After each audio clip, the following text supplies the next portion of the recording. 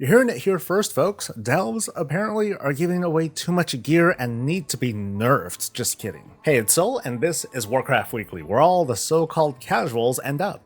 You can support the channel by liking this video, subscribing for more WoW coverage, and catch me live wherever I'm streaming.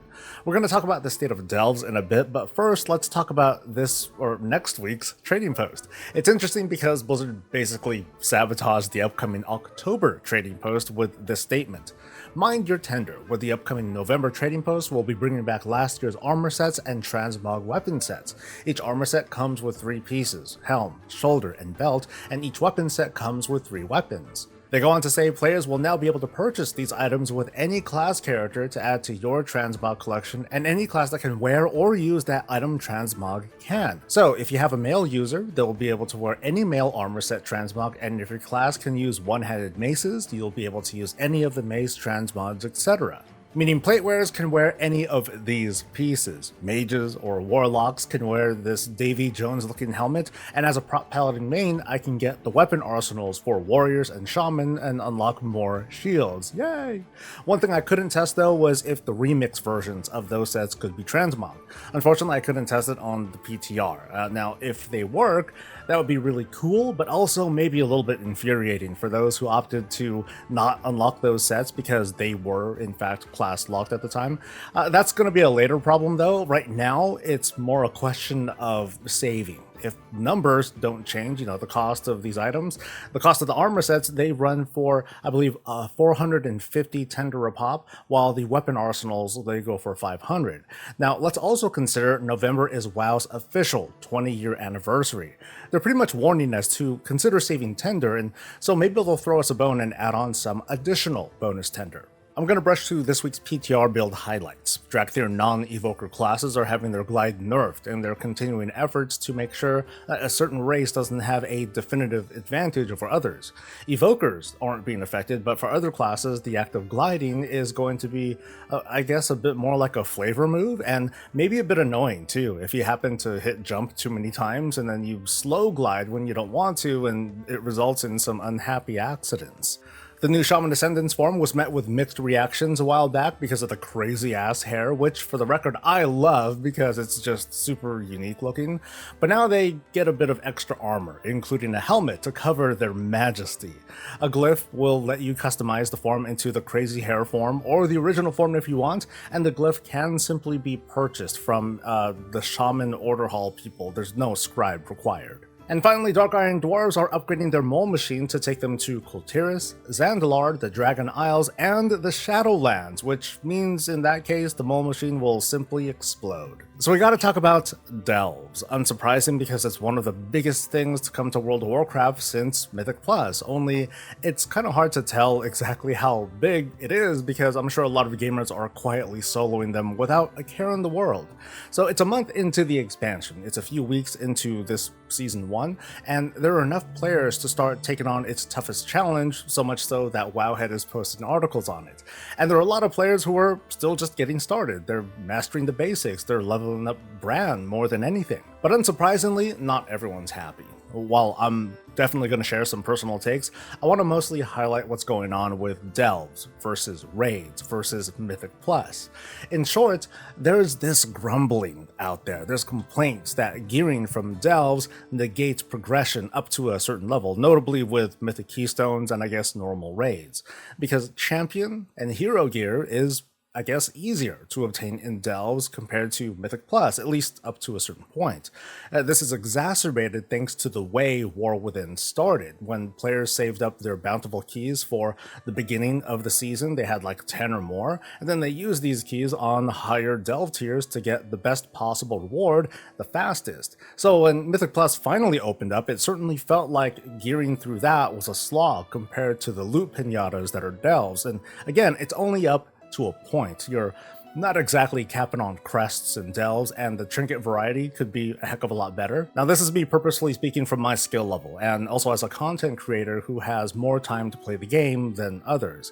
The complaints they're not the worst takes either. Like, as a bit of feedback, I do think that maybe we shouldn't have been able to stock up keys the way that we did, because it enabled this very strong front loading of gear at the start of a season. I don't think this is going to be a problem at the start of next season though. I predict that bountiful keys and radiant echoes, they're probably going to get zeroed out. The first day of season 2 is going to bring us rated PvP and Mythic Keystone dungeons and all the raid difficulties and bountiful delves equally. Because after all, these are the 4 pillars of WoW, but of course in practice, they're more like steps from one thing to the next. Again, it just depends on the person. Like, these don't have to be made entirely equal, but they do need to fit into this common idea of endgame, where we're all free to participate however we like, and I feel like they succeeded on it.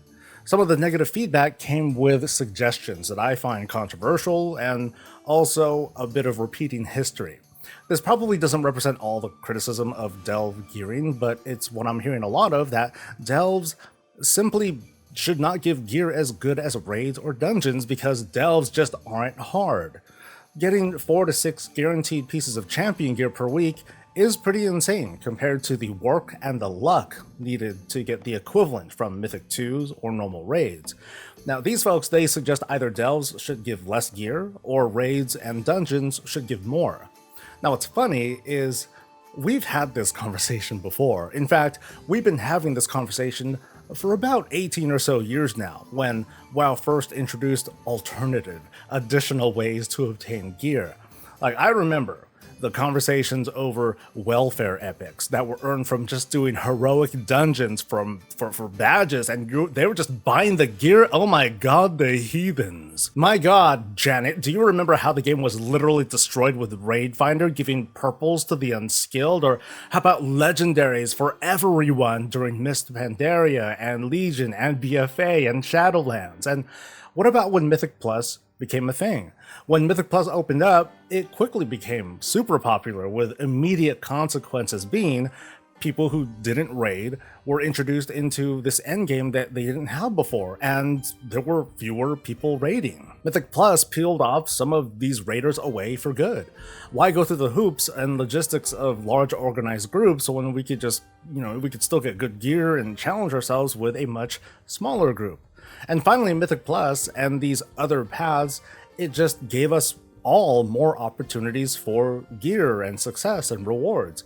As a raider, I definitely remember the meta way to gear is to get what you can from raids, of course, and also from Mythic Plus, because hey, all we gotta do is whatever level key and we'll get a heroic piece, or maybe even a mythic level piece in the vault. Oh man, I could outgear normal in a week. It's crazy, and we've been here before. Again and again. There's, of course, nuance when we think of today's conversation. Like, it's only the first weeks of Mythic Plus, and with this season, it does feel difficult, with very little tuning based on live feedback. But what have delves done? Just like Mythic Plus did to raids, delves have welcomed a new audience into this feeling of endgame they didn't have before, and also peeled away from both endgame dungeons and raids as this preferred endgame for reasons that are entirely your business. I also remember all the other counter criticisms to Mythic Plus and Raid Finder and badge gear, and they would say, well, if you don't like them, then don't do them. That's what they'd say. I don't use those exact words. I don't want to be that off-putting, but hey, I do encourage people to steer clear of gameplay they don't enjoy, because I see these people acting all miserable doing it, and they take it out on Blizzard for forcing them to do it because they need the gear. And also note, I'm not talking about the likes of Torghast or artifact power farming. Those were like different, single activities for a very specific thing. I'm just talking about where to gear. It's hard for me to not think that some of these critics are simply, for lack of a better word, gatekeeping. They're trying to prevent certain players from obtaining the gear that they get because the activity related to it is beneath them. Delves are dumb. They're too easy. They should not give good gear. The best gear should come from the hardest content, yada yada yada. That's when the game was good, right? Back in Classic, but of course, depending on who you ask, Classic gearing is more about how much gold you have. There's that saying of I'm not going to get this well. It's of cutting off your nose to spite your face. Or there's like a more modern phrase of doing something self-destructive to own the libs. Sorry, I'm not trying to get political here, but I hope you know what I mean with that turn of phrase. I'm oversimplifying, but I look at delves from two major viewpoints. As a dude who only enjoys group content while raiding only with my guild, delves are just another easy path to gear, and it's much easier to do this than Mythic Keystone dungeons. Now, if I was a different sort of player, yeah, I would do dungeons as well and get all that much more gear, because I want the gear. A while back, I decided that, you know what, I'm not gonna do keys as a path to gearing because I don't find them fun to play while doing raid progression. So I'll do raids and delves, and I'll farm crests, and I'll craft, and when I feel ready, maybe I'll go into keys with a couple of people and I'll go for Keystone Master, and that's about it. That's how I decided to make the game for myself. With delves, I have a solo activity I can do on my own time, and it's my stepping stone to gearing up for what I want to do, which are again, heroic raids.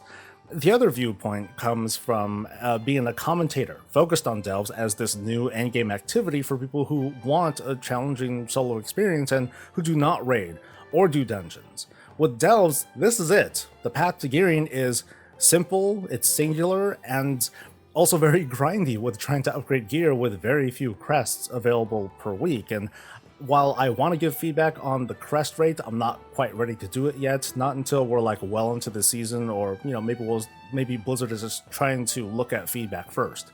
For people who just delve outside of crafting, there are no other options for gearing, really. It would fall on deaf ears if gamers would tell other gamers, oh yeah, well now you gotta do keys if you want more crests, or hey, the game is now telling you to start stepping it up by doing group content. Like, dude, they don't give a f about groups. Have you not been listening? I'm not part of that delve mindset, but after covering enough on delves and enough listening, I'm definitely hearing that sort of feedback from folks who are just tired of grouping, but they do want something to aim for. Otherwise, like, the toughest challenge in the world within would have been awakening the machine.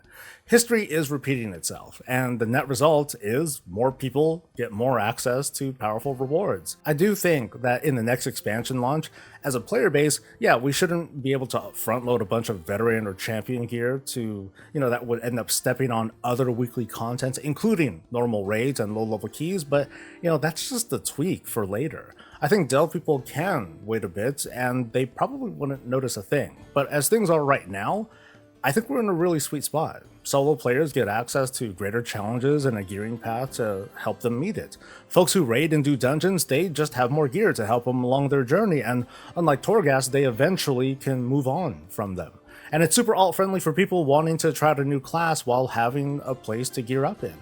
And that's the show. So the floor is yours to share your thoughts on delves in the gearing ecosystem. How's it working out for you? What do you like and not like? Share your thoughts in the comments. There are a few things on my list of things to do. One is to try and identify all the different delve bosses and do guides on how to handle them on your own.